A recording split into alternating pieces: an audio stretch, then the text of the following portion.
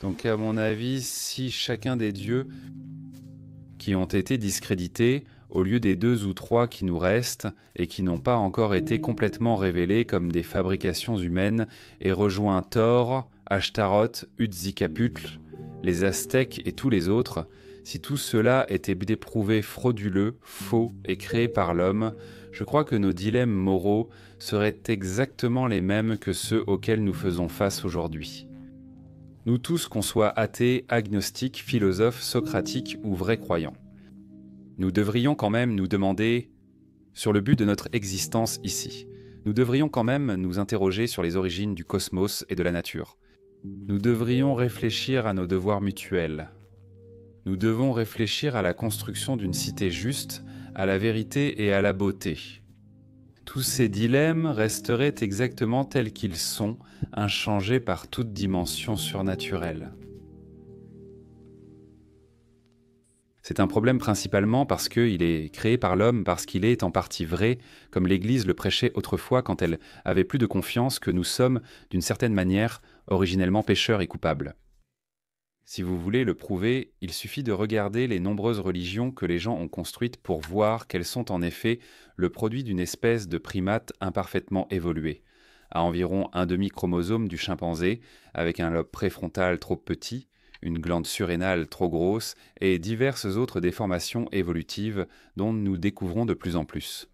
Une espèce prédatrice, une espèce qui a très peur d'elle-même, des autres et de l'ordre naturel, et surtout qui est très disposée, malgré ses protestations de modestie religieuse, à se convaincre que les opérations du cosmos et de l'univers fonctionnent toutes en pensant à nous. Décidez si vous voulez être modeste ou non.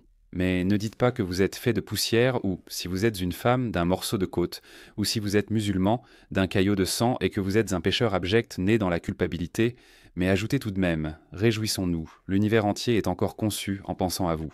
Ce n'est pas de la modestie ou de l'humilité, c'est une fausse consolation fabriquée par l'homme à mon avis, et cela cause de grands torts moraux.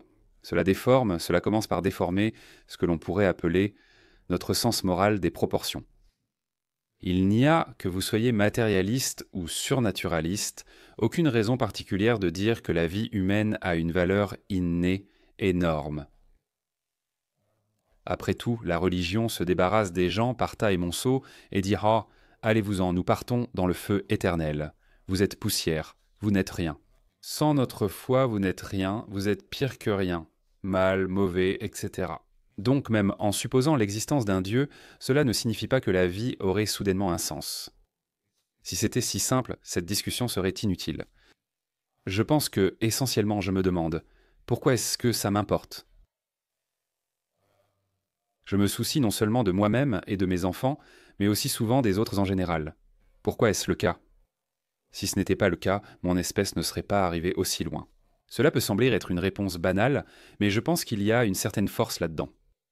Si nous n'avions pas la solidarité humaine, si nous ne réalisions pas que nous sommes frères et sœurs les uns avec les autres, que nous avons des responsabilités, des devoirs les uns envers les autres, que ceux-ci ne sont pas simplement réciproques en termes évolutifs, en d'autres termes, tu es gentil avec moi, je veillerai sur toi, mais qu'ils peuvent impliquer de vrais liens, de véritables attaches d'affection, d'amitié, voire d'amour. Si nous ne savions pas que nous étions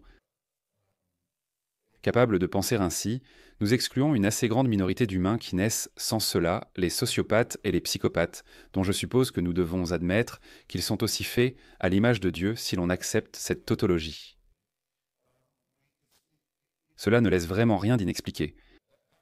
Cela nous dirait pourquoi nous avons des sentiments chaleureux les uns envers les autres, et expliquerait aussi pourquoi nous sommes ici, au lieu d'avoir rejoint les espèces qui ont disparu, ou les autres qui ont fait faillite sous la même supervision divine. Je pourrais ajouter, y compris des espèces humanoïdes comme les Cro-Magnons et les Néandertaliens, qui, c'est assez clair, s'enterraient les uns les autres avec soin et amour, prenaient qu'en soin les uns des autres, et ainsi de suite, mais qui, d'une manière ou d'une autre, n'ont pas atteint un certain niveau divin. Vous voyez où je veux en venir ? J'espère bien. Pascal savait qu'il y avait toujours eu des gens, qu'il y aurait toujours des gens qui sont constitutionnellement incapables de croire à ces choses-là, qu'on ne peut pas amener à y croire. Et l'une de ses tentatives les plus grossières pour briser la résistance de gens comme moi était celle-ci. Il disait « Écoute, qu'as-tu à perdre ? Dis que tu crois en Dieu, et s'il existe vraiment, tu as une chance d'obtenir sa faveur. Si tu continues à nier son existence et qu'il existe vraiment, tu risques de tout perdre. C'est cela. Je ne pense pas l'avoir résumé de manière injuste. C'est en ça. C'est pour ça qu'on appelle ça le pari de Pascal. Parfois appelé le coup de Pascal, en fait ce sont des mathématiciens, mais pour moi ça a exactement le même écho que le bonimenteur sur l'hippodrome qui dit « Comment pouvez-vous perdre? J'ai un pari pour vous. Pouvez-vous imaginer quelque chose de plus bon marché, vraiment, ou de plus sordide? Les deux choses qu'il suppose, qu'il doit supposer, sont celles-ci. Premièrement, un Dieu incroyablement cynique qui est aussi un parfait imbécile. Une personne méchante, cynique et stupide qui se laisserait berner si je disais « Au cas où tu existerais et que j'aurais besoin d'aide, je vais dire que je crois en toi. » Et il répondrait « Oh, je suis vraiment impressionné. » Tu viens de subir une transformation morale. Pascal est considéré comme l'un des plus grands penseurs chrétiens, je pourrais ajouter. La deuxième chose qu'elle suppose, bien sûr, c'est le type de consommateur le plus corrompu et vulgaire, le genre de personne qui tomberait dans un piège pareil. Et qui penserait que ce serait bien, j'en suis sûr, à juste titre.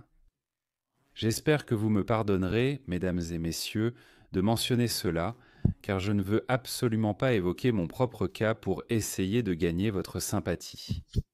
Je vais le dire aussi objectivement que possible. Certains d'entre vous ont peut-être lu que je ne suis pas en très bonne santé et qu'il ne me reste peut-être plus très longtemps à vivre. Je trouve particulièrement contestable que ce pari, que Pascal propose à chacun à tout moment de sa vie pour lui rendre justice, ait tendance à vous être imposé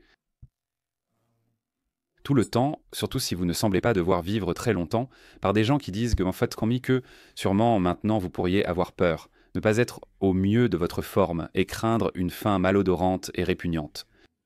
C'est le moment parfait pour renier toutes les croyances d'une vie. Pour une raison quelconque, cela vient naturellement à beaucoup de personnes de foi. Cela ne me dérange pas personnellement, mais je pense que c'est la forme la plus vile d'intimidation d'infliger cela aux personnes à l'hôpital et en situation d'extrême détresse.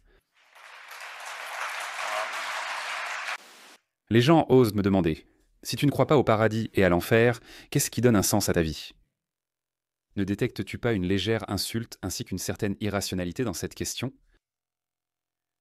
Tu veux dire que ma vie aurait beaucoup plus de sens si je pensais que j'allais mourir et qu'on me donnerait une seule chance, ou qu'on m'aurait donné, tant que j'étais vivant, une seule chance, et que si je faisais une erreur, je serais condamné pour l'éternité. J'anticipais déjà le type de juge que j'allais affronter.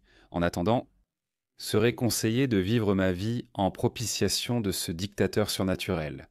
Cela donnerait plus de sens à ma vie que ma propre vision, à l'opposé de Pascal, contre Pascal, selon laquelle s'il existe un tel juge, je pourrais au moins dire « Je n'ai jamais simulé la croyance en vous pour obtenir votre approbation, monsieur ou madame, selon le cas. » Et si vous êtes comme on le dit, vous aurez deviné que c'était là mes pensées. Au moins, je n'étais pas hypocrite. Pascal dit « Fais au moins semblant de croire. » C'est une logique corrompue de penser que c'est gagnant-gagnant. C'est le raisonnement d'un charlatan qui ne donne aucun sens à la vie. Malgré tout, pourquoi est-ce que ça me préoccupe? Pourquoi le Rwanda m'importe-t-il? Pourquoi est-ce que je m'en soucie? Je me soucie de mes amis iraniens qui luttent contre la théocratie et je leur consacre mon temps. Voici pourquoi. Et j'espère, et je le dis, je suppose, au risque de me sentir embarrassé. Cela me fait énormément plaisir de le faire. J'aime penser que, puisque nous n'avons qu'une seule vie à vivre, que je peux aider les gens à la rendre libre du mieux que je peux et les accompagner dans la véritable lutte pour la liberté qui, sous sa forme la plus essentielle, est la lutte contre la théocratie, la forme originelle de dictature et de violation des droits de l'homme. Si William Wilberforce était effectivement animé par le christianisme dans sa campagne contre l'esclavage, il avait raison de l'être, car il était de grand temps. Qu'il y ait eu un chrétien pour dire que ce commerce avait assez duré, et tout chrétien aurait dû se sentir responsable de le dire, car pendant toute la durée de son existence, l'esclavage et la traite des esclaves avaient été justifiés directement par référence à la religion chrétienne et par des références explicites à la légitimation de l'esclavage contenue dans les saintes écritures et dans la Bible. Et c'est pourquoi nous aimons le capitaine qui a écrit « Amazing Grace », parce qu'il avait été capitaine d'un navire négrier. Et il était tout autant chrétien lorsqu'il faisait la première chose que lorsqu'il faisait la seconde. Il est cependant très probable qu'un membre de la société américaine anti-esclavagiste, Thomas Paine, Benjamin Franklin ou les autres, n'étaient pas chrétiens. Les chances qu'un défenseur de l'esclavage soit chrétien jusqu'à très tard au XIXe siècle étaient statistiquement énormes. Cela ne prouve donc absolument rien sur le christianisme que certains de ses membres se soient finalement opposés à l'une de leurs pratiques et impositions les plus ignobles. Et si j'étais chrétien, j'éviterais très soigneusement cet argument, car il tend à montrer qu'il n'y a aucune base dans la foi pour la moralité, que notre moralité nous est innée. C'est agréable quand la religion rejoint la moralité pour une fois. Merci.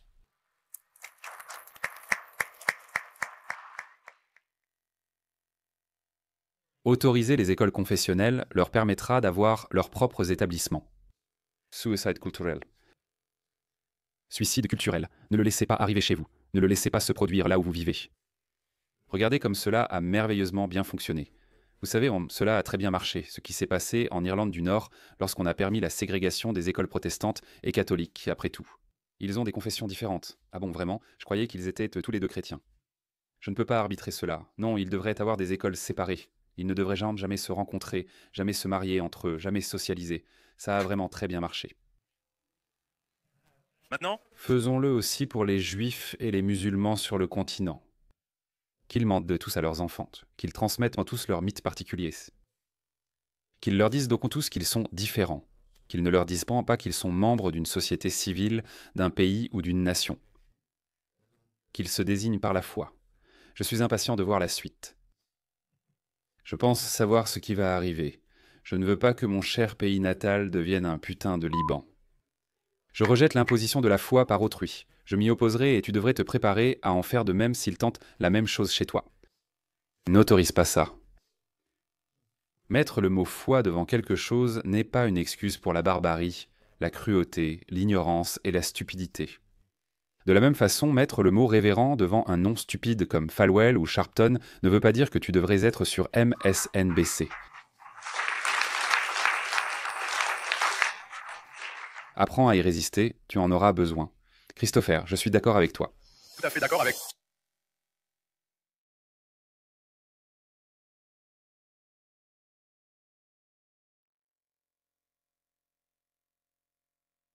Je ne crois pas avoir été créé, et je ne crois pas avoir été créé malade puis sommé d'aller bien. Je choisis de ne pas y croire. Je ne pense pas que ce soit plausible. Je ne pense pas qu'il soit plausible de dire que vous détestez le péché et aimez le pécheur quand vous parlez des homosexuels comme le fait Monsieur Donoghue. Maintenant, pourquoi des gens meurent-ils à cause du sexe? Est-ce parce qu'ils pratiquent le sexe naturel ou parce qu'ils pratiquent un sexe débridé et contre nature? Comment aime-t-on quelqu'un? On l'aime en lui disant la vérité, pas en confirmant ou en affirmant son péché. Lévitique 18, la loi parfaite de Dieu en matière de sexualité dit que celui qui couche avec un autre homme doit être lapidé à mort. Je dis juste ça. C'est ce que je crois que les Écritures disent, que l'homosexualité est un péché. Pensez-vous que je suis un pécheur car je suis marié à un homme? Oui, vous le pensez? Votre relation est pécheresse d'après les principes de votre religion. De toute façon, c'est de la casuistique. Qui va vraiment dire « je n'aime pas le viol, mais j'adore les violeurs » ? Je pense que nous sommes divisés entre ceux d'entre nous qui attribuent notre présence ici aux lois de la biologie et aux lois de la physique, et ceux d'entre nous qui, et nous sommes modestes en le faisant, je pense. Nous disons que nous nous soumettons aux preuves, et même si elles aboutissent à des conclusions qui ne nous plaisent pas beaucoup, nous les accepterons si elles sont bien fondées. Et ceux qui sont assez vaniteux, je dirais même assez arrogants en fait, pour penser qu'ils sont ici comme conséquence d'un dessein divin. Il y a une différence énorme entre ces deux visions du monde. Et la grande différence, c'est que l'une d'elles a des preuves pour la soutenir et l'autre non. L'une d'elles prédira ce qui pourrait la réfuter. Si vous me demandez quelle preuve me ferait changer d'avis, je peux vous répondre, mais le théiste ne le fera jamais. Il ne vous préviendra jamais de ce qui le ferait cesser de croire. Il y a toujours un renouvellement infini de la ressource infiniment renouvelable qu'est la foi. C'est l'humilité de la situation qui m'amuse le plus, en quelque sorte. Ils disent qu'ils sont humbles, ces croyants en Dieu. Ils veulent qu'on les décrive comme modestes parce qu'ils pensent bien sûr que Dieu leur dit qu'ils sont des vers, pécheurs dès l'origine, ingrats, incurables, faits de poussière selon un récit, d'une goutte de sang. Selon le récit coranique, donc, ils partent déjà sur de mauvaises bases. Malgré la condamnation depuis la chute originelle de l'homme, gardez espoir. L'univers est créé pour vous.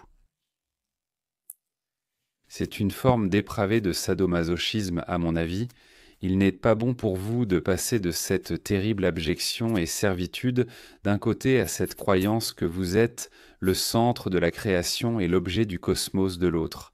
C'est une terrible alternance, une alternance érotique entre être beaucoup trop servile et beaucoup trop arrogant. Un enseignement sur l'abstinence ne peut clairement pas être efficace. À la mort par le sexe. Mais dire que le syndrome d'immunodéficience acquise est la mort par le sexe, je pense que c'est commettre une obscénité. Je suis désolé d'avoir à dire que les frères et sœurs de notre société qui ont succombé à cette maladie épouvantable ne sont pas morts du sexe ou de leur sexualité. N'oubliez pas, l'homosexualité n'est pas qu'une sexualité, c'est aussi une forme d'amour. Ils sont décédés, c'est curieux. Je me demandais quel type de grognement j'entendrais ici. Eh bien, je vais le répéter alors. Les homosexuels vivent non seulement une sexualité, mais aussi une forme d'amour. Si vous ne pouvez l'accepter, je pense que c'est vous qui êtes à plaindre. Cependant, ils sont morts d'un virus immonde qui peut et sera guéri. Le docteur Donoghue a insinué qu'il jugeait leur orientation sexuelle. Je ne peux pas rester ici, désolé. Je préfère rester debout ici et encaisser ça. C'est pourquoi je ne pense pas que la morale laïque ait besoin d'être défendue. Face aux superstitions barbares, et des culpabilités et des suggestions obscènes faites par les pieux, ou des répressions et des motivations inavouables qui se cachent derrière les gens qui parlent, pensent et s'expriment ainsi. Je pense que la religion bénéficie d'une immunité lorsqu'elle fait ce genre de casuistique morale. Je pense qu'il est si possible, je ne suis peut-être pas le meilleur exemple, et j'ai eu un petit élan d'enthousiasme quand les lobbies de l'alcool et du tabac ont été mentionnés il y a un instant. Si vous aviez ajouté les armes à feu, vous m'auriez eu complètement. Je ne suis peut-être pas le meilleur exemple pour cela, mais c'est possible et probablement nécessaire que les gens mènent une vie éthique et morale sans revendiquer le solipsisme de la protection divine. Merci.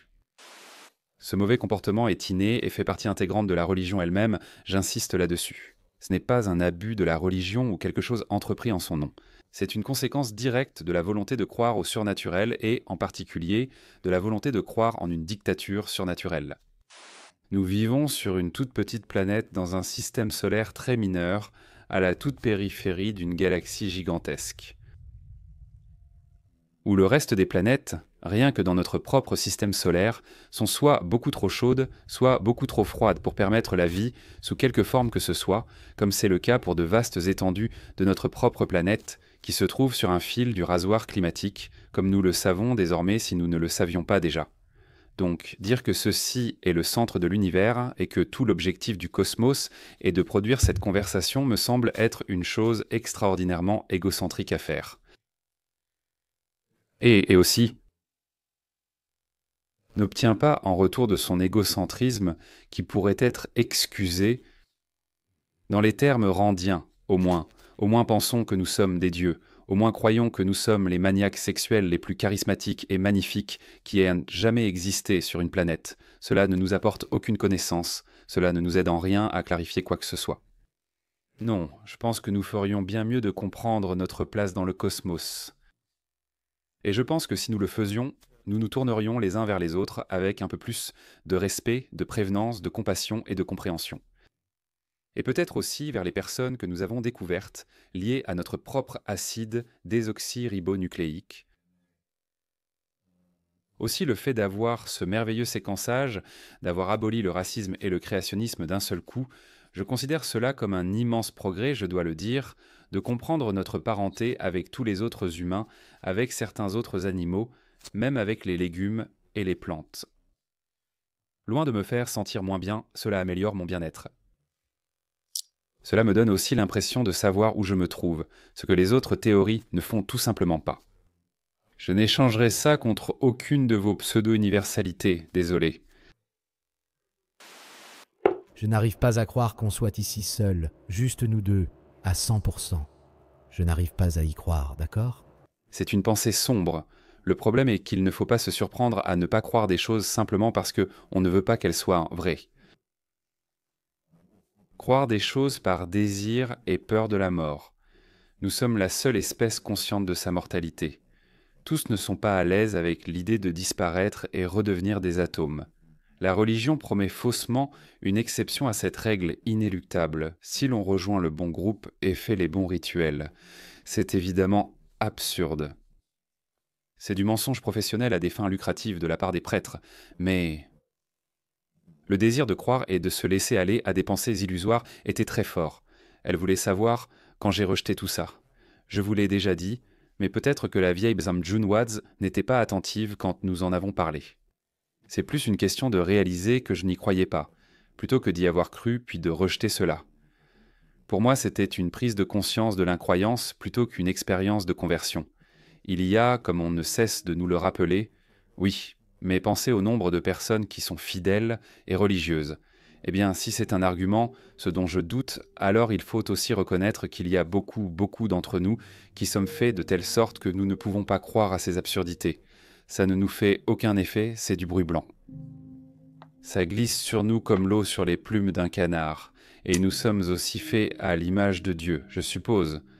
Donc, il devait vouloir qu'il y ait au moins quelques personnes qui ne se laisseront pas duper. Pourquoi penses-tu alors que plus d'1 milliard de personnes sur cette Terre croient qu'il existe une sorte de puissance supérieure? Je ne sais pas s'ils le font vraiment, mais je pense que la raison serait, disons qu'ils y croient vraiment, et accordons-leur le crédit de la sincérité dans leurs croyances. Mon analyse dans mon livre est la suivante. Nous sommes des animaux qui cherchent des motifs. C'est une bonne chose chez nous, nous cherchons des motifs, nous cherchons des récurrences, des cohérences et ainsi de suite.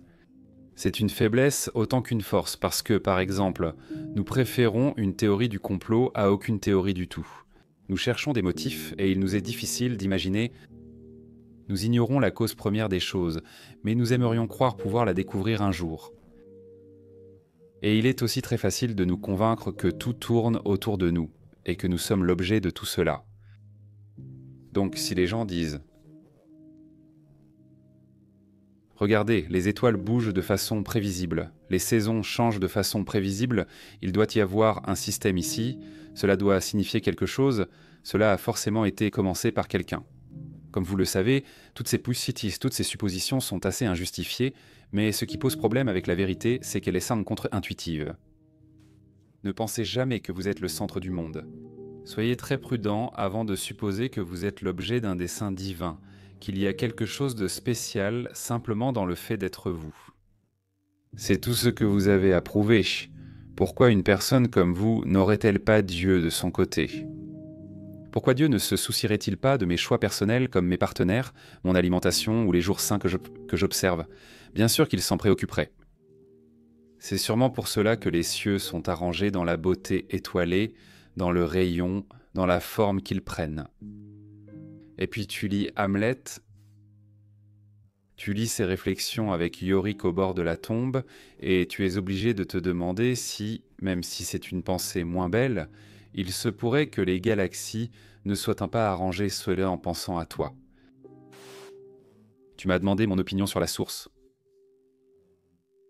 Et où tu sembles presque demander d'où vient mon étincelle divine. Eh bien, ma chérie, je ne sais pas, mais ça ne me dérange pas de ne pas savoir. J'ai hâte de découvrir les limites de mon ignorance. Socrate n'a jamais été plus sage que lorsqu'il a dit que la définition de l'éducateur est celui qui a une idée de combien il sait peu. Et plus vous recevez d'éducation et plus vous vieillissez, je vous préviens, plus vous découvrirez que vous en savez de plus en plus sur de moins en moins de choses et sur de plus en plus de choses aussi. Et c'est merveilleux. C'est une expérience formidable d'apprentissage. Donc je suis tout à fait heureux de dire que je ne sais pas, mais le croyant doit dire qu'il sait. Ils ne peuvent pas esquiver cela. Si ce n'est pas vrai, comme le dit saint Paul, que le Christ crucifié et ressuscité, nous sommes les gens les plus malheureux qui existent. Ça, je peux le prendre au sérieux, ça, je peux le comprendre. Et je me permets d'en douter. Et je ne crois pas qu'il y ait de salut. Je ne crois pas qu'il y ait de rédemption.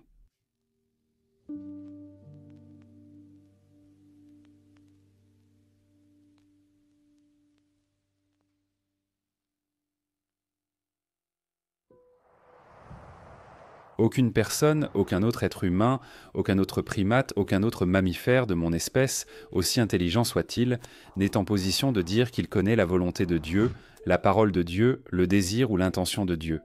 Cette information n'est pas accessible aux êtres humains, et donc ma première déclaration est celle-ci. Ceux qui prétendent savoir sont déjà, en un sens, discrédités. Ils sont dans l'illusion, et en un sens, ce sont les premiers qui doivent admettre que le débat se poursuit sans eux, parce que nous devons tous, de plus en plus, être émerveillés, toujours plus émerveillés, à mesure que nous découvrons combien il y a encore à savoir en réalisant à quel point nous en savons ou pouvons en savoir si peu.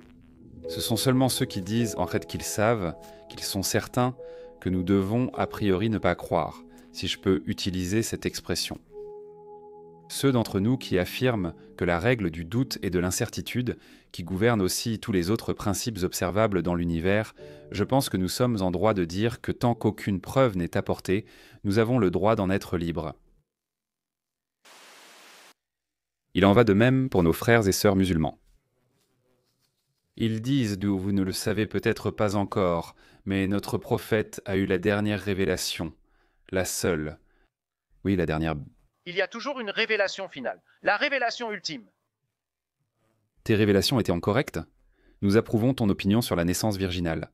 Nous sommes d'accord avec toi sur plusieurs des interdictions mosaïques les plus horribles. Tu remarques que l'islam plagie du judaïsme et du christianisme seulement les aspects les plus horribles et laisse de côté les éléments grecs. C'est vrai, n'est-ce pas ?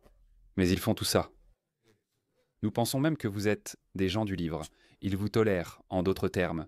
Ils disent « nous vous tolérons ». Je ne vais pas être toléré par ces gens-là. Ils affirment détenir quelque chose d'ultime et de définitif. Ce livre unique suffirait. Si seulement vous finissiez par y croire, vous seriez heureux. Mais notre bonheur dépend du vôtre. Maintenant, je suis vraiment désolé. Je suis extrêmement désolé de devoir dire cela, et je vais le dire aussi doucement que possible, mais je refuse qu'on me parle sur ce ton, par qui que ce soit. J'espère que c'est clair. Très bien. J'espère que c'est parfaitement clair. Je ne veux pas qu'on me parle comme ça. Je ne vais pas me laisser tolérer par les admirateurs d'une paysannerie analphabète du Moyen-Orient. Je pense... Nous serions mieux de le dépasser. Sur cette question de savoir qui est le patron et pourquoi, je ne pense pas que l'idée du Père éternel soit une bonne chose. Je suis sûr que je ne suis pas le seul père ici. En tant que père de 3 enfants, mon rôle est de ne pas entraver leur parcours. Faire de mon mieux pour eux, puis leur laisser la place. Et si je leur disais de ne pas s'inquiéter, que je serais toujours là pour eux ? Pas dans le sens où je serai toujours là pour vous. Dans le sens où je ne partirai jamais. Tu ne te débarrasseras jamais de moi. Tu n'auras jamais l'occasion de dire au revoir, papa. Non, non, je serai toujours là. En fait, je serai là bien après ta mort. J'attends cela avec impatience car je pourrai alors te juger. Ce n'est même pas une forme bienveillante de despotisme, n'est-ce pas, quand tu prends le temps d'y réfléchir. C'est encore pire que ce que je disais tout à l'heure sur la façon dont la religion pousse les gens à être d'abord terriblement abjects, puis terriblement solipsistes, arrogants et prétentieux. Si tout cela était vraiment attribuable à un Père éternel qui est inconnaissable, sauf pour ceux qui prétendent, comme le docteur Lennox, avoir accès à des sources d'informations qui me sont refusées, à moi et à beaucoup d'autres, qu'est-ce que cela signifierait au minimum ? Cela voudrait dire que nous vivrions sous une dictature inaltérable et incontestable, qui pourrait être bienveillante ou non. Nous n'avons aucune garantie de sa bienveillance. Selon moi, les dictatures bienveillantes sont les pires, mais c'est un autre sujet. Cela impliquerait une surveillance constante, 24 heures, journaux sur 24. Cela voudrait dire que nous serions soumis à une surveillance permanente, jour et nuit. Nous n'aurions jamais un moment de vie privée. Tout ce que nous ferions et penserions serait connu, surveillé, contrôlé, et soit récompensé, soit puni. Même Big Brother dans 1984 de George Orwell ne pouvait pas être absolument certain de ce que pensaient tous ces sujets. Mais il y avait le crime de pensée. On pouvait être accusé de cela.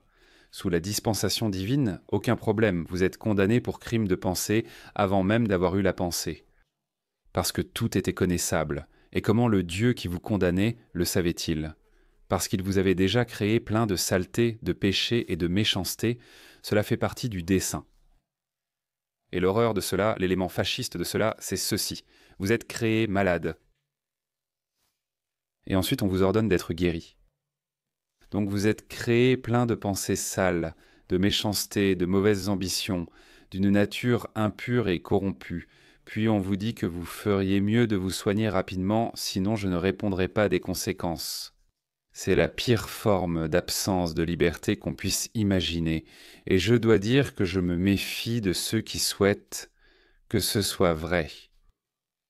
À mon avis, la première, l'émancipation originelle, la toute première émancipation que les humains doivent accomplir, c'est de se libérer de ce carcan forgé par l'esprit et créé par l'homme. On pourrait me demander pourquoi je ne veux pas et ne souhaite pas que ce soit vrai. Je vais vous le dire parce que, une fois que vous admettez que ce despote existe, vous vous retrouvez dans le monde réel, ici et maintenant, soumis à la domination d'un pouvoir créé par l'homme, un pouvoir purement humain, gouverné par d'autres primates et d'autres mammifères qui prétendent avoir le droit de faire tout ce qu'ils veulent de vous parce qu'ils ont Dieu de leur côté et parce que leur pouvoir est divin. Quand Joseph a découvert que Marie était enceinte, il n'a pas soudainement cru à un miracle. Il voulait la répudier car il savait, comme nous, d'où viennent les bébés. Il n'était ni stupide ni pré-scientifique. Et il a fallu beaucoup de persuasion pour qu'il accepte ce que je crois être la véritable solution, à savoir qu'il s'agissait d'un miracle unique de Dieu s'incarnant dans l'humanité. Tu promets de le faire rapidement, alors si ta femme est enceinte et que tu sais que ce n'est pas toi, la seule alternative est que c'est le Saint-Esprit. C'est un David. David Hume traite cela. David Hume traite cela assez bien. Il dit que dans le cas où les lois de la nature sont suspendues, tu dois te demander, ont-elles été suspendues en ma faveur ou bien suis-je peut-être dans une méprise? Je crois que c'est Thomas Paine qui demande. Qu'est-ce qui est le plus probable, que les lois de la nature soient jamais suspendues ou qu'une jeune fille juive raconte un mensonge? Il faut qu'on grandisse et qu'on dépasse tout ça, tu sais. Cette question sur le commencement des choses est bien sûr très importante. Et si vous pensez qu'il doit y avoir eu un initiateur ainsi qu'un commencement, que ce n'est pas simplement un dessin ou un dessin apparent, mais qu'il doit y avoir eu un concepteur, vous ne faites que soulever une autre question, à savoir, qui a créé ce créateur? Qui a conçu ce concepteur? Qui a créé le premier moteur? Qui était à l'origine de ce premier moteur? Le terme courant pour cela en logique et dans certaines philosophies, c'est une régression infinie. Ça ne vous mène vraiment nulle part, mais comme je l'ai dit, cela ne vous mènerait pas à la religion, même si vous pouviez prouver qu'il devait y avoir un premier moteur. Cela ne vous amènerait pas à adorer d'autres êtres humains comme s'ils étaient des prophètes, des sauveurs ou des rédempteurs. La foi est nécessaire pour y croire. La physique ne peut pas le prouver. Vous devez avoir la foi ou non. De plus, je pense qu'il y a ici un problème ontologique presque insurmontable. Supposons que ce soit vrai. Supposons que je l'admets. Supposons qu'il doit y avoir un tel concepteur ou un individu, une intelligence, quelque chose comme une personne qui fait cela. Comment pourrais-je le savoir? Quelle personne est plus intelligente, suffisamment plus intelligente, peut-être devrais-je dire assez intelligente, plus intelligente que moi, plus intelligente que n'importe qui ici, plus intelligente, j'ose le dire, même que Franck pour connaître cette personne et ce qu'il a en tête. J'affirme qu'il n'est pas possible pour un autre être humain de vous dire qu'il sait que c'est vrai, pas plus qu'il ne m'est possible de vous dire ce que je n'essaie pas de faire, parce que je ne suis pas déraisonnable de cette façon, que je sais que ce n'est pas vrai, mais ne voyez-vous pas qu'il y a toute la différence du monde entre le fait que je dise que je ne peux pas le savoir et que Franck dise « eh bien, je ne peux pas le prouver », parce qu'il veut que vous croyiez que c'est nécessaire afin que vous deveniez alors chrétien. Et je dis que c'est un saut que vous ne pouvez tout simplement pas faire, et que vous ne pouvez certainement pas faire sur la base de preuves. Je pense que les religieux feraient bien mieux de laisser de côté les preuves, domaine dans lequel ils n'excellent pas, et de se concentrer sur la foi, où au moins ils peuvent y prétendre à une certaine forme de monopole. Si nous ne discutions que de questions ontologiques, ce serait très bien, et cela pourrait même être assez amusant. Je pourrais dire que vous exigez un niveau de preuve plus élevé pour votre proposition que je n'en exige peut-être pour la mienne, et vous accepteriez probablement cela, et ainsi de suite, et nous pourrions échanger ainsi. Nous tournons encore autour du vrai problème, qui est le suivant. La différence entre le théiste et le déiste est la suivante. Le déiste dit que cela n'a peut-être pas de sens sans une sorte de concepteur.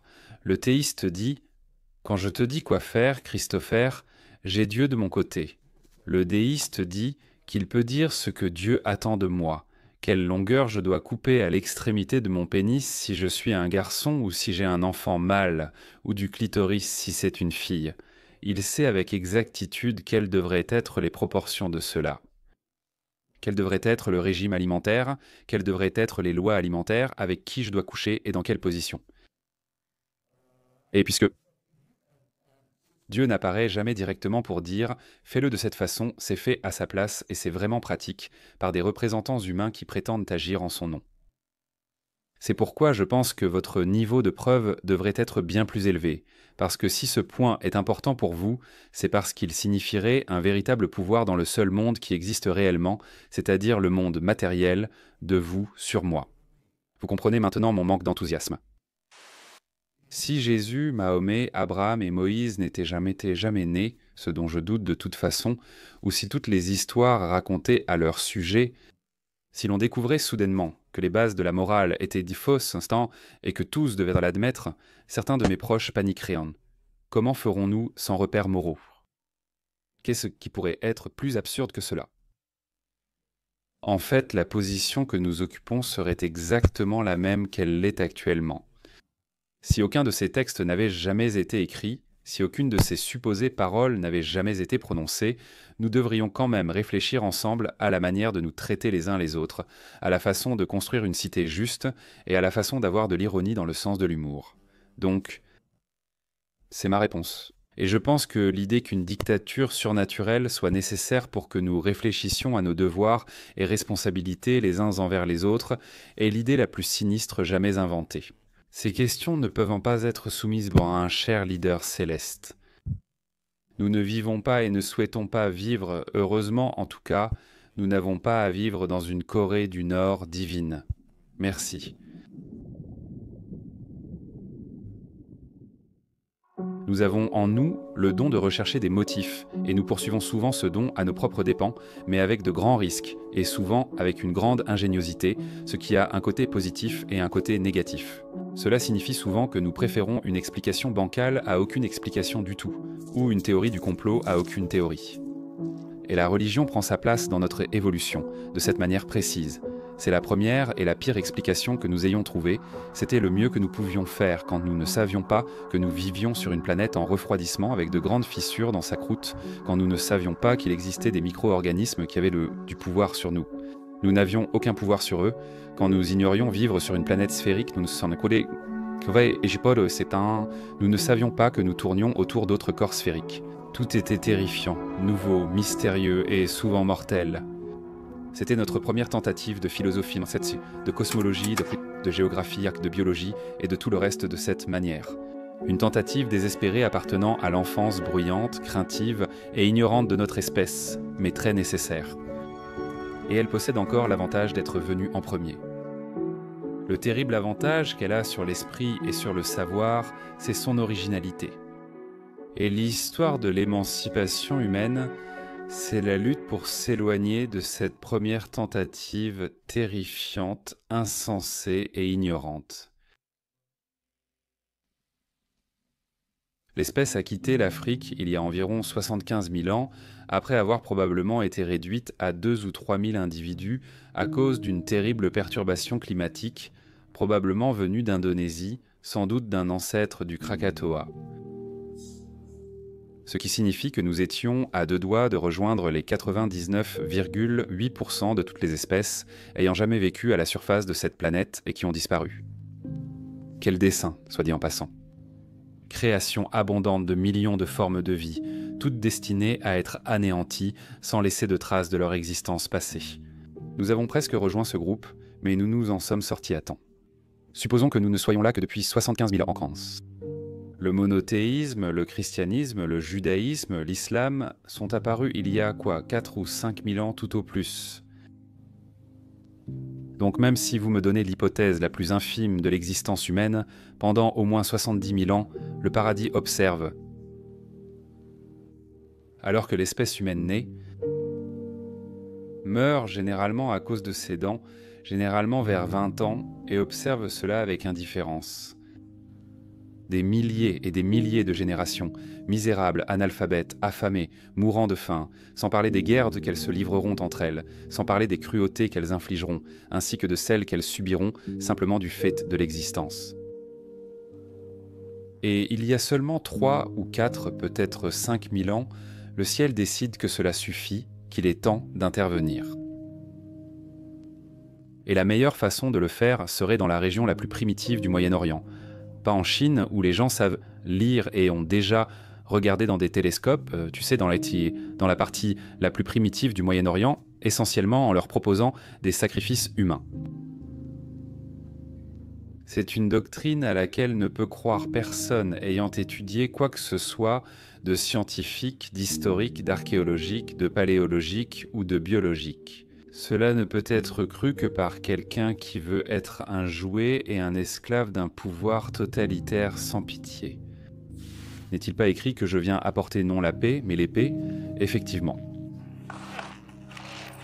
N'est-il pas écrit que ceux qui ne me suivent pas doivent partir et être jetés dans le feu éternel? Ce n'est pas une remarque très douce ou pacifique. N'est-il pas dit que si tu n'abandonnes pas ta famille, si tu n'abandonnes pas l'économie, si tu n'abandonnes pas tous ceux qui t'aiment et tout ce que tu aimes pour te sacrifier pour moi, tu n'en es pas digne? Ce sont des affirmations fortement coercitives et implicitement autoritaires, voire totalitaires. Et comme l'a justement dit Clive Staples Lewis, c'est l'une des très rares occasions où je suis d'accord avec lui, il a dit « On ne peut pas dire que les prêches de Jésus de Nazareth sont acceptables, même si l'on n'en accepte pas la base religieuse. » Lewis dit très justement que si vous n'acceptez pas que cet homme était le Fils de Dieu, vous devrez remarquer que beaucoup de ses déclarations et sermons sont soit maléfiques, insensés ou les deux. Ce n'est que sur la croyance que le monde va très bientôt prendre fin et qu'il a lui-même le droit de revendiquer un rôle messianique dans cette conclusion que tout cela peut avoir le moindre sens. Et tout le monde ici connaît au moins quelques exemples de ce qui serait considéré comme maléfique ou insensé si les prétentions messianiques s'avéraient douteuses, ce qui a été le cas. Moi-même, je suis un fils de marin. Je viens de Portsmouth, et il y a une histoire célèbre à propos d'un jeune officier passant un examen rigoureux pour devenir capitaine, et on lui demande de s'imaginer sur une côte sous le vent, avec un vent très fort qui le pousse vers les rochers. Interrogé sur ses actions, il répond « Je déploie toutes les voiles et barres à tribord, mais le vent souffle toujours, nous poussant vers les rochers. » Questionné à nouveau, il dit « J'ajoute encore plus de voiles et... » Je maintiens fermement la barre sous le vent. Ils me disent que je suis poussé vers les rochers et me demandent ce que je vais faire. Je réponds que je mets plus de voiles et maintiens la barre. Je maintiens le gouvernail et la barre durement sur tribord, et là il est interrompu. On lui demande « D'où sors-tu toutes ces voiles supplémentaires, Satrotur ?» Et il répond « Du même endroit d'où tu sors tout ton vent supplémentaire. » Pour terminer, je tiens à vous mettre en garde contre les dangers de la tautologie.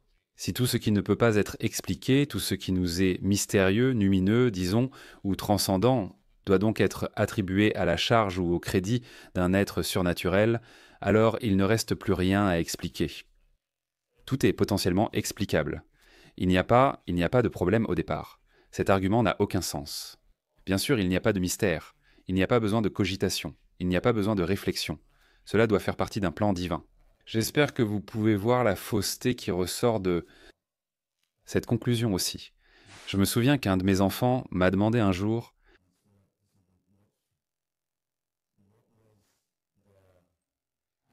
bang. Et j'ai dit, eh bien, il faut imaginer. Cela montre à quel point notre propre vocabulaire est pauvre. Et je soupçonne à quel point notre propre capacité l'est aussi. En somme, je crois qu'il existe des choses que nous ne pouvons pas comprendre, et non pas seulement que nous ne comprenons ou ne savons pas. Nous sommes donc limités à l'utilisation d'images primitives. Mais j'ai dit, Supposez que vous puissiez imaginer toute la matière, l'ensemble de la matière, condensée en quelque chose comme une toute petite valise noire très dense, du genre que l'on voit dans les films policiers quand les gens transportent de l'argent. Et elle est sur le point de s'envoler. C'est ce qu'il faudrait pouvoir. Tout ce qui existera un jour est à l'intérieur de cela. C'était mon maximum. Peu de gens pourraient vendre faire mieux, si je puis me permettre. Mais j'ai été pris au dépourvu quand les enfants ont demandé « Qu'est-ce qu'il y avait à l'extérieur de la valise ?» Et j'ai pensé « Je ne peux pas faire ça. » Et je ne connais personne qui le peut. Et c'est justement là tout mon propos. Je n'ai pas besoin de savoir, c'est toi qui dois le savoir. C'est toi qui dis que tu sais, pas moi. Les théistes et les déistes disent « Oh, allez, nous savons, cela n'est possible qu'avec un auteur. Cela n'est possible qu'avec un créateur, un maître, un commandant, un dictateur. Je vous en prie, je n'ai pas besoin de 5 minutes. » J'ai écrit un livre sur le Parthénon, un bâtiment célèbre sans lequel notre civilisation ne pourrait pas exister. Pré-chrétienne d'ailleurs, tout comme une grande partie de la civilisation dont Habermas prétend s'inspirer. Ceci mis de côté. La symétrie, la beauté, la musique figée et la poésie du Parthénon et du style grec sont des choses indispensables. Si cela était détruit, je me sentirais orphelin. Mais je n'ai aucun intérêt pour la religion qui l'animait autrefois. Le culte de la déesse Athéna du palais est mort. Cette idée n'a plus de sens pour moi, comme celle d'Athénien. L'impérialisme, tout comme les soi-disant mystères d'Éleusis et le reste.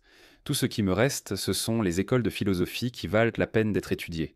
Donc, encore une fois, la question va se poser.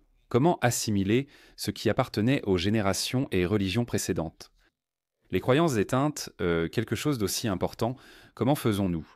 Comment gardons-nous la valeur qui leur est intrinsèque sans céder au culte et aux illusions qui l'ont tant animé? Ce sont des questions culturelles très importantes, et je soutiens que nous pouvons y parvenir. Je crois moi-même que nous pouvons retrouver la connexion perdue, celle que le monothéisme a rompue entre Athènes et Jérusalem, et que nous pourrions retrouver un monde où la philosophie était valorisée, où la beauté de la science était considérée comme digne d'être étudiée, digne même d'être vénérée, où la littérature serait la clé de l'étude de l'éthique et de la morale. Et si vous cherchiez le transcendant, vous auriez l'amour, le sexe et la musique. Et vous n'auriez besoin d'aucune permission surnaturelle pour toutes ces absurdités. Eh bien, je crois que ça me manque terriblement.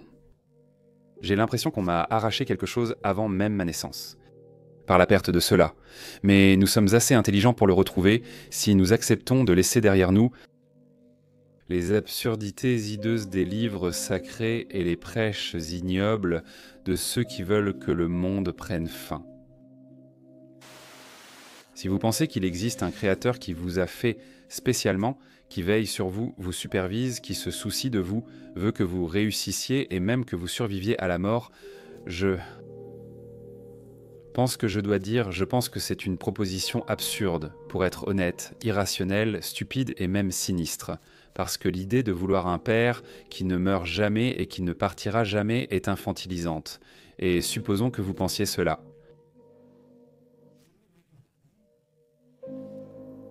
Cela ne les rend pas heureux, ni meilleurs.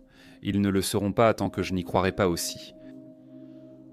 Donc le premier principe est de séparer cela, gardez-le pour vous, allez dans l'église que vous voulez, construisez l'église que vous voulez.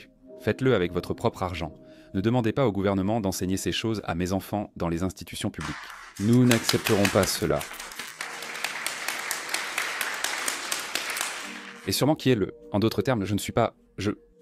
Je ne, quand je suis offensé par un article immonde que je lis sur les athées, les juifs et les laïcs, je dois... Des bombardements de ce genre me tombent dessus tout le temps. Je ne sors pas brûler la mosquée la plus proche parce que j'ai été offensé, n'est-ce pas? Ne sois pas ridicule. Mais je suis censé respecter ceux qui font de telles choses. Je dois les traiter avec délicatesse. Pourquoi? Qui est réellement offensé dans cette situation? Je ne m'attarderai pas sur le fait que je suis blessé. J'ai la peau dure et les épaules larges. J'ai étudié Socrate et je pense que sa méthode est plus convaincante. mais tu agis comme si c'était moi qui les offensais en disant « Je trouve que vos convictions ne sont pas vraiment convaincantes ». Quoi qu'il en soit, je ne me les laisserai pas imposer. Est-ce assez clair maintenant? J'espère que c'est le cas. Bien.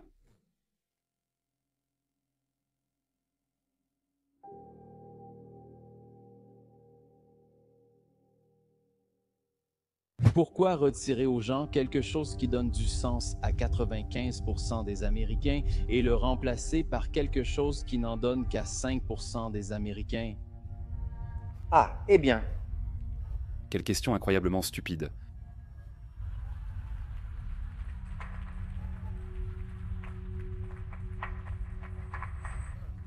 Tout d'abord, j'ai dit à plusieurs reprises que ces choses ne peuvent pas être retirées aux gens. C'est leur jouet préféré, et il le restera, comme l'a dit Freud dans L'avenir d'une illusion, il restera ainsi tant que nous aurons peur de la mort et qu'il n'y aura pas de solution. Ce qui, je pense, risque de durer encore très longtemps. Deuxièmement, j'espère avoir été clair que je suis tout à fait d'accord pour que les gens aient ces jouets, qu'ils jouent avec chez eux, qu'ils les serrent contre eux et ainsi de suite, et qu'ils les partagent avec d'autres personnes qui viennent et jouent avec ces jouets. Il n'y a donc aucun problème. Ils ne doivent juste pas m'obliger à jouer avec ces jouets. Je ne jouerai pas avec ces jouets, ne les apportez pas chez moi. Ne dites pas que mes enfants doivent jouer avec ces jouets. Ne dites pas que mes jouets pourraient être un préservatif. C'est reparti, je n'ai pas le droit à leurs jouets, je n'accepterai rien de tout ça. Assez avec l'intimidation et le harcèlement cléricaux et religieux, est-ce que c'est enfin clair? Est-ce que j'ai été clair? Merci. Je connais Dinesh depuis longtemps. Je sais que c'est un homme très humain, courtois, attentionné et décent, et je ne pense pas qu'il se rende compte à quel point il paraît odieux à tant de personnes dans cette salle ce soir, quand il dit « Regardez, vous avez fait une offre parfaitement équitable, nous pouvons vous torturer à mort si nous le voulons, simplement pour le crime d'être né, mais tout ce que vous avez à faire, c'est de vous jeter sur notre miséricorde et tout ira bien. Pourquoi ne le faites-vous pas tout simplement ?» Mon cher, mon Dieu, te rends-tu compte de ce que tu dis quand tu dis cela? J'ai vraiment du mal à te regarder, que tu puisses dire quelque chose d'aussi malveillant, aussi stupide, aussi méchant et aussi intolérant. C'est ce que Fulk Greville dit dans ce merveilleux vers. Il dit « Voici l'ordre. Tu es créé malade et on t'ordonne de guérir. Et on t'ordonne sous peine de mort et de torture éternelle. » C'est le totalitarisme poussé à l'extrême. Non, c'est le raffinement ultime de la cruauté et de la stupidité qu'on puisse imaginer. Je ne comprends pas quand les gens demandent « Est-ce que ça te semble acceptable ?» Tu peux toujours t'étaler, ramper, supplier et plaider pour t'en sortir. Pour ma part, je trouverais extrêmement insultant que quiconque de croyance suppose que sa foi lui donne un avantage moral sur moi. Je veux entendre beaucoup plus d'excuses de la part des communautés religieuses pour le mal qu'elles ont commis. Avant même qu'ils ne commencent à s'éclaircir la gorge et à me dire que je ne saurais pas distinguer le bien du mal sans leur permission. Je suis désolé, mais je ne peux pas accepter qu'on me parle sur ce ton, et aucun d'entre vous ne devrait l'accepter non plus. C'est une idée horrible de penser qu'il y a quelqu'un qui nous possède, qui nous façonne, qui nous surveille jour et nuit, qui connaît nos pensées, qui peut nous condamner pour crime de pensée, simplement à cause de ce que nous pensons, qui peut nous juger pendant notre sommeil pour des choses qui pourraient nous venir en rêve, qui peut nous créer malades, comme apparemment nous le sommes, puis nous ordonner, sous peine de torture éternelle, de guérir à nouveau. Exiger cela, souhaiter que cela soit vrai, c'est vouloir vivre comme un esclave abject. Pourquoi le voulez-vous? Pourquoi souhaitez-vous atteindre un état d'absence totale de liberté? Où il existe une autorité céleste dont tout dépend et de laquelle tout découle. Pourquoi voulez-vous cela, et comment savez-vous qu'il y a une raison de croire en son existence? Des prosélytes chrétiens m'abordent et me disent « Vous ne le réalisez peut-être pas, mais quelqu'un est mort pour vos péchés. » Il y a environ 2000 ans, il se trouve que c'était le Fils de Dieu. Il les a pris sur lui, il a tout pris sur lui pour vous. Tout ce que vous avez à faire, c'est l'invoquer, jeter vos péchés sur lui et vous êtes purifiés. Et vous pouvez espérer la rédemption et la grâce, ainsi que l'espérance de la gloire. Vous pouvez espérer vivre éternellement, une offre plutôt incroyable pour un sacrifice humain. il y a 2000 ans, auxquels vous n'avez pris aucune part, que vous auriez arrêté si vous aviez pu, si vous en aviez été témoin, que vous n'avez pas demandé, qui n'a pas été accompli par vous, ou dont vous n'êtes en aucun cas responsable, mais est-ce qu'il s'arrête là? Non, vous êtes libre de... C'est un peu comme le pari de Pascal, encore une fois. Vous êtes libre de refuser cela, vous pouvez refuser cette offre si vous le souhaitez. Mais que Dieu vous vienne en aide si vous le faites. Vous allez être terriblement puni pour avoir refusé cette offre généreuse. Voilà encore le principe totalitaire, et je le dis comme vous voudrez. Désolé, vous ne devez pas penser que c'est mon dernier souffle. Je le dis avec décision et après mûre réflexion, je refuse qu'on me parle sur ce ton, et j'espère que vous ferez de même. Un miracle n'est pas défini comme faisant partie de l'ordre naturel, mais comme une suspension du naturel, non. Une intervention. On ne peut pas dire du Big Bang, qui est la base, que c'est une suspension de ce qu'il commence, vous ne pouvez pas dire cela. Cependant, si vous rencontrez quelqu'un dans la rue que vous avez vu exécuter hier, vous pouvez dire soit qu'un miracle extraordinaire s'est produit, soit que vous êtes victime d'une très grave méprise. La logique de David Hume sur ce point me semble totalement irréfutable. Il dit « Qu'est-ce qui est le plus probable? Que les lois de la nature aient été suspendues en votre faveur et d'une manière qui vous convient, ou que vous ayez commis une erreur? Et dans chaque cas, vous devez, et surtout si vous ne l'avez pas vu vous-même et que vous l'entendez de quelqu'un qui dit l'avoir vu. J'irai plus loin et je dirai ceci. Je vous accorde qu'il serait possible de suivre la grossesse de la femme Marie, qui est mentionnée environ 3 fois dans la Bible, et de montrer qu'il n'y a eu aucune intervention masculine dans sa vie, mais qu'elle a tout de même donné naissance à un garçon en bonne santé. Je peux dire que je ne dis pas que c'est impossible. La parthénogenèse n'est pas totalement impensable, mais cela ne prouve pas une paternité divine. Et cela ne prouverait pas que ces enseignements moraux étaient bien pour autant corrects, ni que si je le voyais exécuter un jour et le voyais que je marchais dans les rues le lendemain, est-ce que cela prouverait que son père était Dieu ou que sa mère était vierge, ou que ses enseignements étaient vrais, surtout étant donné le caractère courant de la résurrection à cette époque et dans ce lieu? Lazare a été ressuscité, il n'en a jamais parlé. La fille de Jairus a été ressuscitée, elle n'a rien dit sur ce qu'elle avait vécu. Et les évangiles nous disent qu'au moment de la crucifixion, toutes les tombes de Jérusalem se sont ouvertes et leurs occupants ont erré dans les rues pour saluer. Donc il semble que la résurrection était quelque chose de banal à l'époque. Il est clair que toutes ces personnes n'étaient pas toutes conçues divinement.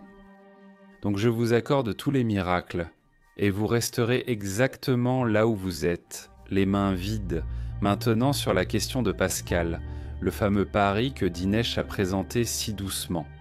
Je pense que la meilleure façon de distinguer mon point de vue du sien est de dire ce que j'en pense. Du pari, ce pari vulgaire, ce bonneteau proposé par un raisonnement catholique qui dit « Qu'est-ce que tu as à perdre, mon gars ?» Parie que c'est vrai et gagne. Parie que c'est faux, tu perds. Pourquoi est-ce vrai et pourquoi est-ce moral ? Je dois vous demander de conclure. D'abord, qui pose la question? Qui vous demande d'agir ainsi? Quelle divinité dit « fais une erreur » ?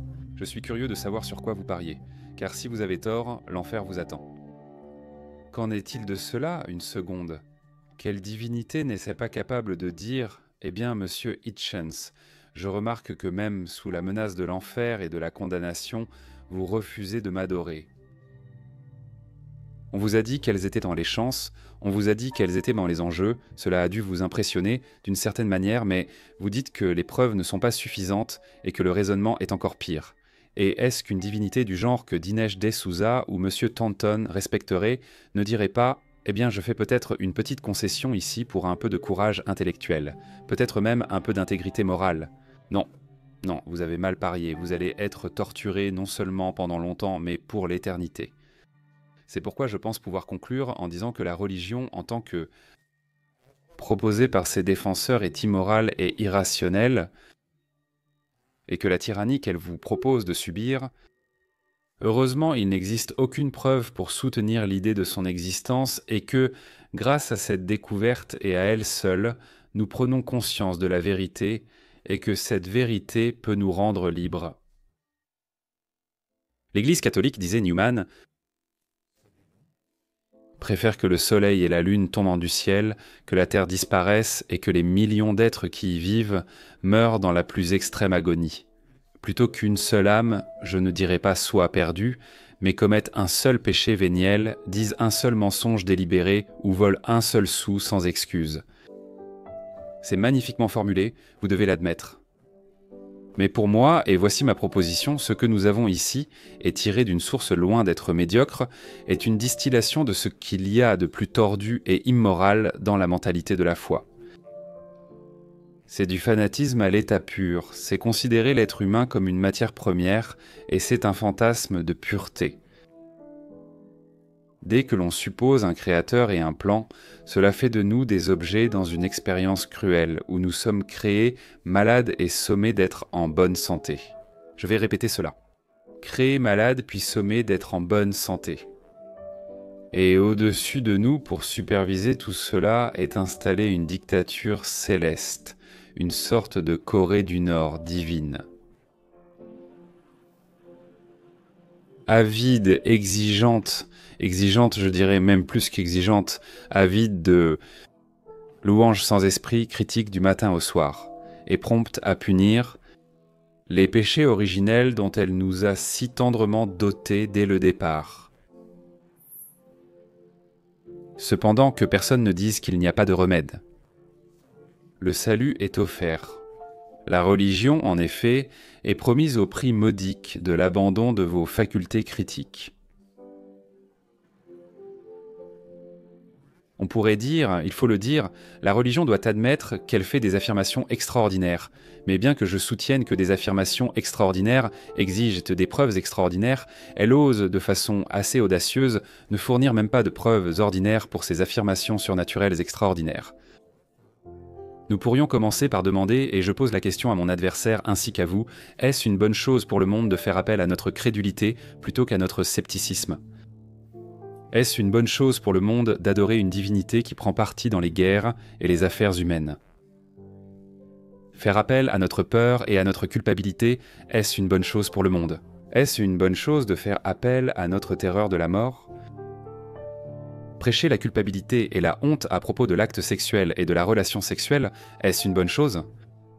Terrifier les enfants avec l'image de l'enfer et du châtiment éternel, non seulement pour eux-mêmes, mais aussi pour leurs parents et ceux qu'ils aiment. Pire encore, considérer les femmes comme inférieures. Est-ce que cela est bon pour le monde ? Et pouvez-vous me nommer une religion qui n'a pas fait cela ? En réalité, il n'y a qu'un seul remède à la pauvreté, et c'est bien connu de tous, c'est parfaitement clair et simple. Il s'agit de l'émancipation des femmes, donner aux femmes le contrôle. Si vous permettez aux femmes de contrôler le nombre de fois qu'elles ont des enfants, je vais le dire simplement comme ça, si vous leur donnez cela et peut-être une poignée de graines et un peu de crédit, si vous faites cela, le plancher. Le niveau de toute la société s'élèvera, tout le développement s'élèvera. C'est la proposition à laquelle Mère Teresa a consacré sa vie à s'opposer. Nommez-moi une religion monothéiste qui se consacre à l'émancipation des femmes. La religion impose aux gens gentils de faire des choses méchantes et pousse aussi des personnes intelligentes à dire des choses stupides. Lorsqu'on vous confie un bébé pour la première fois, votre première réaction est-elle de penser qu'il est magnifique et presque parfaite ? Maintenant, s'il te plaît, donne-moi la pierre tranchante pour ses parties génitales, afin que je puisse accomplir l'œuvre du Seigneur. Non. Et comme l'a très bien dit le grand physicien Steven Weinberg, dans l'univers moral ordinaire, les bons feront de leur mieux, les pires pourtant feront le pire qu'ils peuvent, mais si vous voulez que de bonnes personnes fassent de mauvaises choses, il vous faudra la religion. La majorité mondiale, y compris les Arabes, les Juifs et la communauté internationale, s'accordent sur la nécessité de 2 États, pour 2 peuples sur le même territoire. Un consensus semble émerger sur ce point. Pourquoi n'y arrivons-nous pas ? L'Organisation des Nations Unies n'y arrive pas, les États-Unis n'y arrivent pas, le Carter n'y arrive pas. L'Organisation de libération de la Palestine et le Parlement israélien n'arrivent pas à trouver un accord. Quelles en sont les raisons ? Parce que les partis de Dieu ont un droit de veto là-dessus, et tout le monde sait que c'est vrai. En raison des promesses divines faites sur ce territoire, la paix n'y régnera jamais. Il n'y aura jamais de compromis. Il y aura à la place la misère, la honte et la tyrannie, et les gens tueront les enfants des autres pour des livres anciens, des grottes et des reliques. Et qui va dire que cela est bon pour le monde? Souhaitez-vous vraiment qu'il soit vrai qu'il existe quelqu'un qui vous surveille en permanence, jour et nuit, qui sait ce que vous pensez, même lorsque vous dormez, qui peut vous condamner, pour reprendre l'analogie du Big Brother, pour crime de pensée, et qui peut vous condamner à une peine et une torture éternelle si vous faites la moindre erreur, qui vous crée malade, qui fait de vous un pécheur, qui dit que vous êtes mauvais par nature, puis qui vous ordonne de guérir et de vous rétablir sous peine de torture. Qu'était-ce que cela, sinon la plus horrible prosternation sadomasochiste de la personnalité humaine devant la froideur la plus interstellaire de l'autorité et de la tyrannie? Pourquoi quelqu'un souhaiterait-il que cela soit vrai? S'émanciper de cela, il me semble, c'est le début de la longue histoire de la libération humaine. Et depuis les premiers temps, depuis Démocrite, depuis Lucrèce, depuis Épicure, jusqu'à Spinoza, jusqu'à Einstein, jusqu'à notre époque, ça a été le véritable combat. Le droit de regarder les églises, les prêtres et les divinités dans les yeux et de dire « Je n'y crois pas, je n'en crois pas un mot et vous ne pouvez pas m'y forcer ». C'est le début de la civilisation autant que le début de la libération. Il y a des gens qui, lorsqu'une grenade est lancée par la fenêtre, se jettent dessus avant qu'elle n'explose, mais cela arrive. Il y a des gens qui meurent sous la torture sans révéler l'emplacement de leurs camarades. Il y a des gens qui vont faire le travail de déminage et qui s'assoient pour désamorcer d'énormes engins.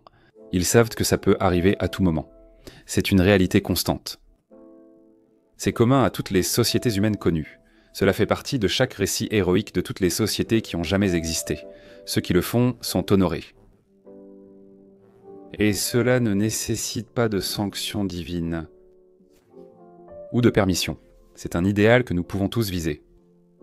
Oui, toi? Tu le sais. Nous ne le recevons pas de grand frère. Sinon, cela le dégraderait et signifierait que ce n'était pas héroïque. Ce n'était ni courageux ni individuel. Ce n'était pas exemplaire. Ces choses ne sont pas bonnes et ne méritèrent rien. Cela serait dans l'espoir d'une récompense ou par peur d'une punition de grand frère, abolissant ainsi la morale. Cela détruit l'éthique. Cela signifie que l'exemple individuel ne compte plus. Enfant, je m'imaginais à quoi ressemblait l'enfer quand on m'en parlait. Je pouvais visualiser son apparence. Un châtiment éternel pour des choses que je n'avais jamais faites. Ça, je comprenais bien. Mais louer éternellement un chef éternel, sans fin, le remercier sans cesse, toujours ramper devant lui, toujours s'étaler devant lui. Je me suis dit que ça ressemblait à l'enfer. Mais je n'arrivais pas à l'imaginer. Je suis allé en Corée du Nord, je peux l'imaginer.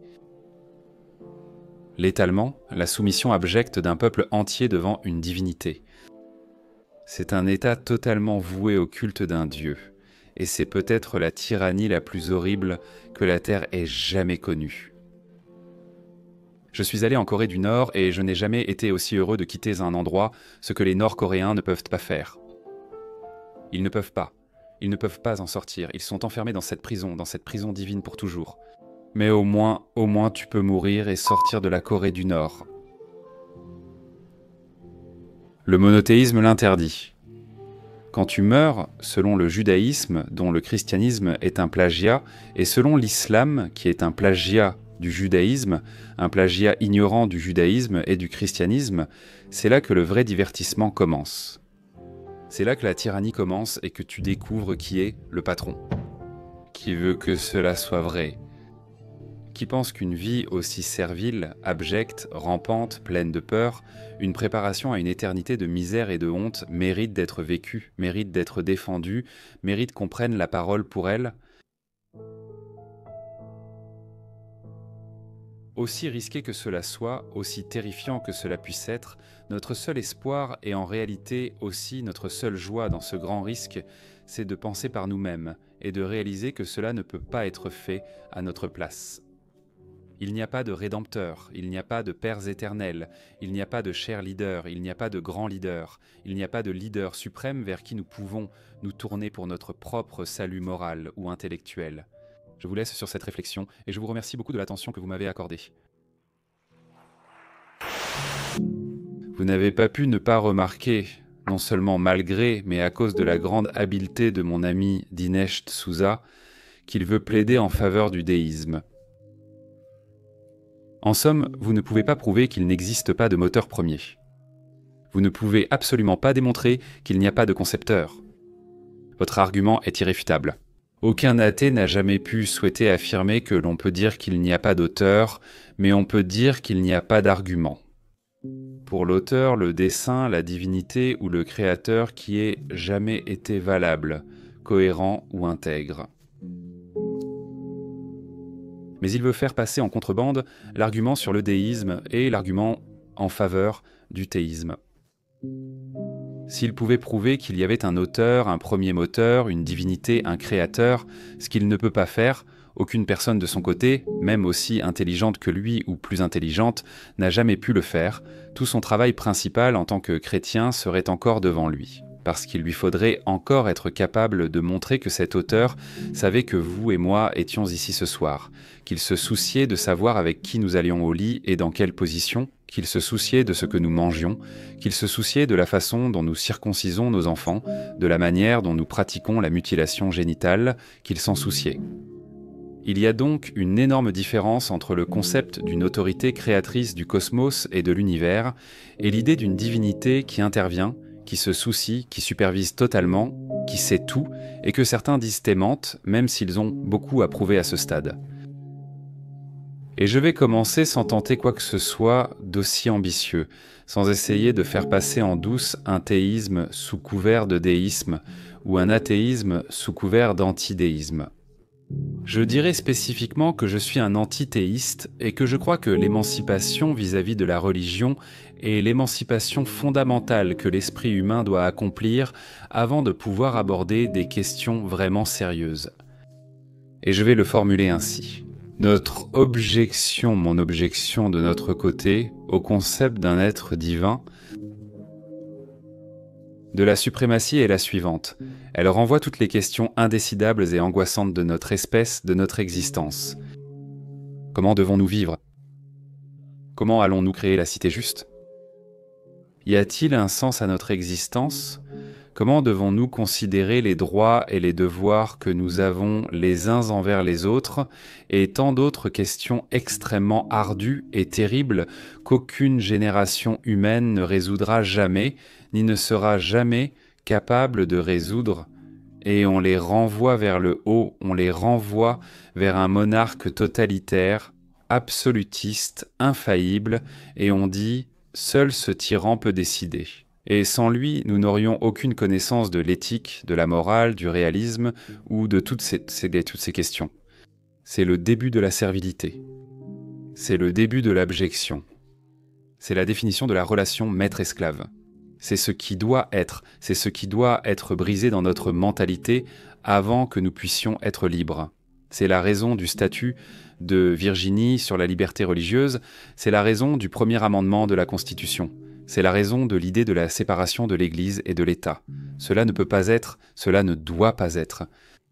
Légiférer théologiquement sur la manière dont nous discutons de la philosophie et de la morale, l'éthique et toutes les autres grandes questions qui nous agiteront toujours et auxquelles, on peut le dire honnêtement, il n'y a pas de fin.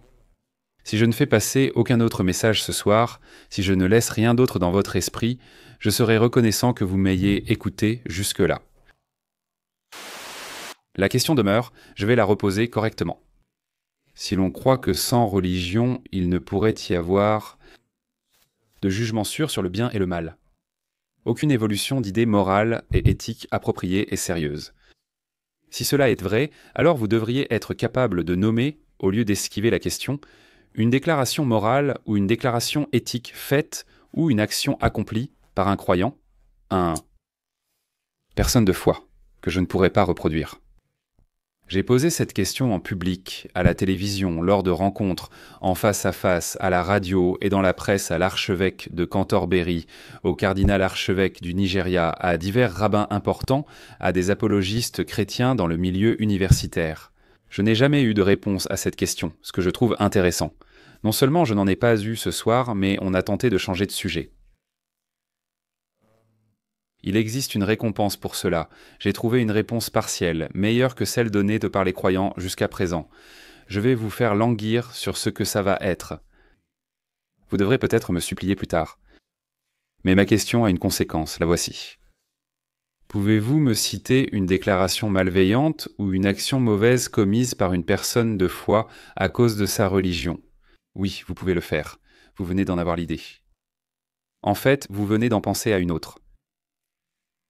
La communauté pratiquant la mutilation génitale est principalement fondée sur la foi. La communauté des meurtres-suicides est presque parfaitement fondée sur la foi, et dans chaque cas, elle a une autorité scripturaire absolue pour ce qu'elle fait. L'Ancien Testament contient la justification du génocide, de l'esclavage, du meurtre d'enfants et de personnes âgées, et d'ailleurs il n'y a rien qui ferait rougir Peter Singer même dans ses pires jours, c'est écrit noir sur blanc, et c'est un commandement. Et c'est dans les mêmes passages que l'original, car les 10 commandements apparaissent de plusieurs fois, comme vous le savez, dans l'Ancien Testament sous différentes versions, ce qui prouve le triomphe du relativisme même dans ces pages et l'approximation. Là, ces commandements sont présents et ils demeurent. Et c'est seulement en décidant qu'en fait, non, il n'y a pas d'absolu religieux et structurel. C'est seulement ainsi, et en recourant au dialogue socratique, à la persuasion morale, et surtout en assumant notre propre responsabilité éthique, que nous avons réussi à échapper aux terribles conséquences, ou à celles qui frappent les sociétés qui prennent leurs commandements moralement sous forme de tablettes et n'examinent ni ne discutent ce qui constitue la vie bonne. Ainsi, en guise de riposte immédiate, tout ce que nous savons, c'est à quel point nous savons peu. Cela l'a été pendant de nombreuses années pour quitter ma définition d'une personne instruite. Quelqu'un qui sait assez pour savoir à quel point il est ignorant. Ce n'est d'ailleurs pas ma propre définition originale, elle vient des Grecs, mais c'est la seule qui fonctionne, et personne travaillant ou peinant dans le domaine scientifique pourrait-il dire quoi que ce soit de moins ou de plus sur lui-même, surtout à une époque comme celle-ci. Mais voilà tout de suite, l'explication théiste et déiste doit reposer sur la certitude qu'il existe un créateur superviseur et, si vous voulez être théiste, un créateur bienveillant et intervenant qui gère ses affaires. Et il n'y a pas eu jusqu'à présent une seule phrase du docteur Turek pour soutenir cette proposition. Permettez-moi de vous donner un exemple. L'horizon des événements de Stephen Hawking que je viens de mentionner. Je vais prendre un exemple cosmologique pour commencer. L'horizon des événements, c'est le bord du trou noir. Supposons que vous puissiez voyager vers un trou noir, le voir son bord et le remarquer avant d'y entrer et de le franchir. C'est ce que les physiciens appellent l'horizon des événements. Stephen Hawking avait un collègue gravement malade à Cambridge qui disait que s'il savait qu'il allait vraiment mourir, c'est comme ça qu'il aimerait partir, en tombant dans l'horizon des événements, le bord du trou noir. Parce que, en théorie, on pourrait voir le passé et le futur et le temps, sauf qu'on n'aurait pas tout à fait assez de temps pour le faire. Mais ce serait une façon grandiose de partir si on était physicien. Détournez-vous de ceci, détournez-vous de cela, ces pensées incroyables, majestueuses et impressionnantes disent cela. Pensez plutôt aux buissons ardents, pensez plutôt aux miracles triviaux observés par des bergers, des paysans de l'âge du bronze en Palestine, et pensez à la dette qu'ils estiment que nous devrions contracter pour leurs péchés. Il a été déclaré par le docteur que les péchés de ces gens, leurs transgressions et la dette qu'ils doivent à leur Créateur nous lient tous en tant que pécheurs. Quel dommage que nous ne soyons pas parfaites. Quel dommage qu'il n'y ait rien que nous puissions faire à ce sujet. Quel dommage que nous soyons créés déjà en prison et que nous devions gagner notre émancipation. Je vous le répète, c'est de la servilité envers le pouvoir ultime. Maintenant, il y a des personnes dans ce public bien mieux équipées que moi pour dire qu'il n'y a jusqu'à présent rien dans notre monde naturel qui permette de s'éloigner du cosmologique. Il n'y a rien dans notre monde naturel, sur le globe où nous vivons, qui ne puisse être expliqué par la mutation aléatoire combinée à l'évolution par sélection naturelle. Rien ne fonctionne sans cette hypothèse. Cette hypothèse explique tout. Bien qu'il reste encore beaucoup à découvrir, il ne s'agit pas uniquement d'une théorie. Ça fonctionne, c'est opérationnel. Le rasoir d'Occam recommande d'écarter les hypothèses superflues, rendant inutile un premier moteur. C'est ce que je propose de faire dans ce cas.